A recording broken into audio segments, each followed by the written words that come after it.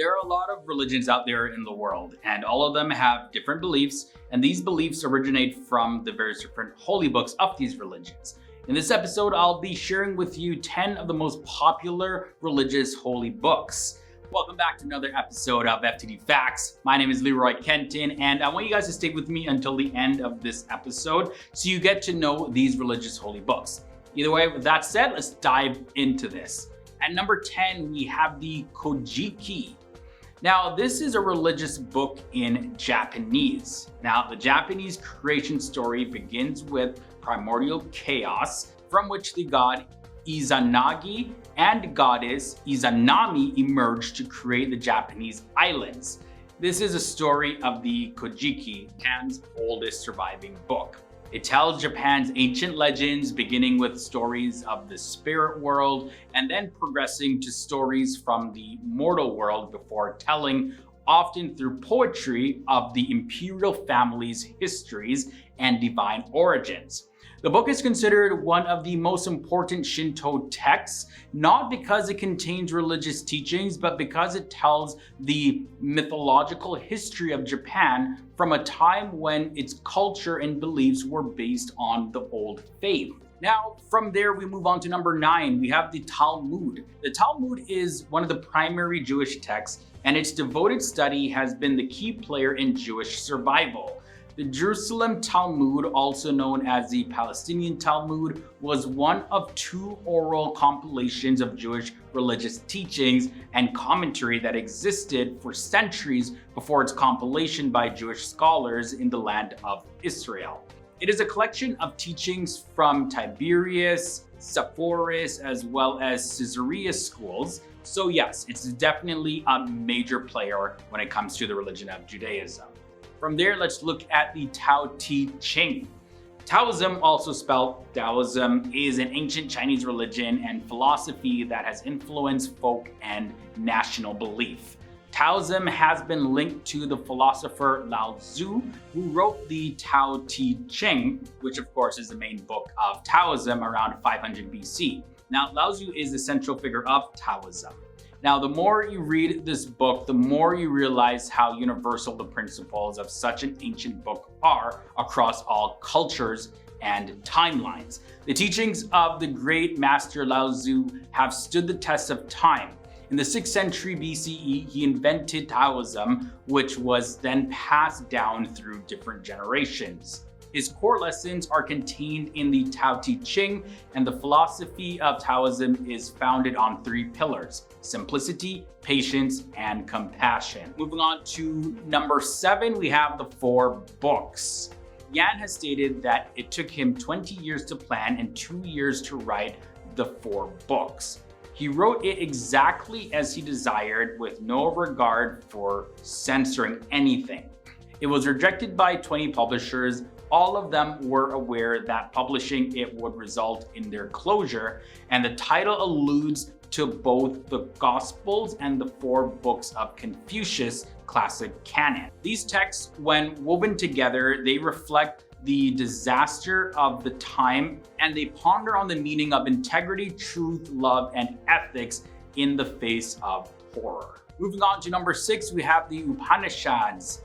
The book Upanishads by Eknath Easwaran is very elegant, beautiful, and easy to read. It really flows, and there's titles to each section. The Upanishads, the earliest of which were written in Sanskrit by sages and poets between 800 and 400 BC, are part of the VEDAS, the sacred and ancient scriptures that form the foundation of Hinduism.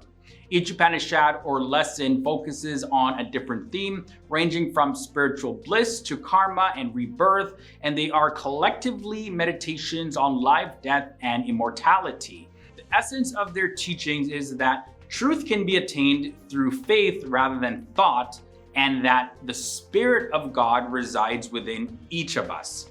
We need not fear death because we carry the promise of eternal life within us. Halfway in at number 5, let's look at the Vedas. The Vedas are ancient texts that are revered in India and are known throughout the world. The Rig Veda, the Yajur Veda, the Samaveda, and the Atharva Veda are the 4 Vedas. The 3 paths to salvation are taught in the Vedas. These are the paths of jnana, which is knowledge, bhakti, which is devotion, and karma, which is action. Next up, a very interesting title for a book, the Tipitaka. The Tipitaka, also known as Tripitaka, is a Buddhist sacred text, and it's originally written in the Pali language, which is an ancient Indian language that is very similar to the language spoken by the Buddha himself. The Tipitaka is a massive book. Now, the English translation is nearly 40 volumes long. Yeah, that is huge. Now, the Tipitaka, which means 3 baskets, is a collection of Buddhist scriptures, also known as the Buddhist canon. And Buddhist texts were collected and compiled 500 years after the Buddha's death. From there, let's look at the Bhagavad Gita, coming in at number 3.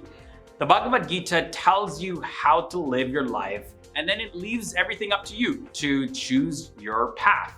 The conversation between Lord Krishna and Arjuna contains life lessons. The Bhagavad Gita is widely regarded as one of the best epics to read and to learn lessons from.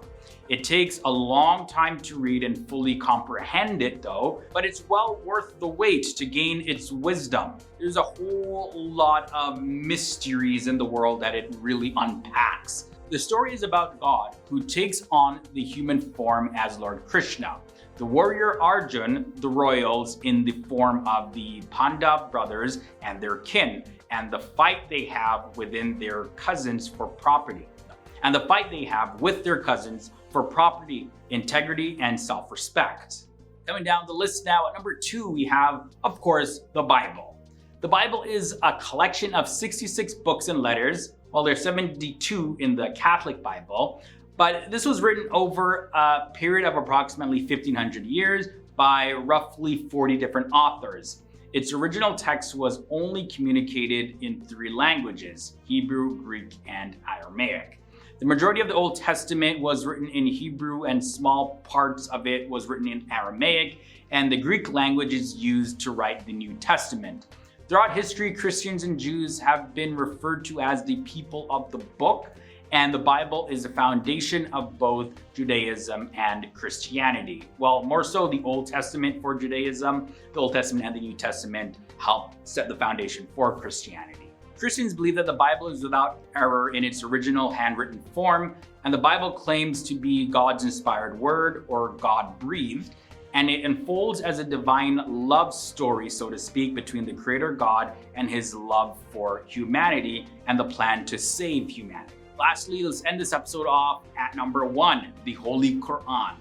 The Quran is the holy book of Muslims, and it was believed to be revealed to the Prophet Muhammad. The Muslims regard Quranic revelations as God's sacred word, intended to correct any errors in previous holy books such as the Old and the New Testaments. Muslims believe that God orally revealed the Quran to the final prophet Muhammad through the Archangel Gabriel gradually over a period of 23 years, beginning in the month of Ramadan actually, when the Prophet Muhammad was 40 years old.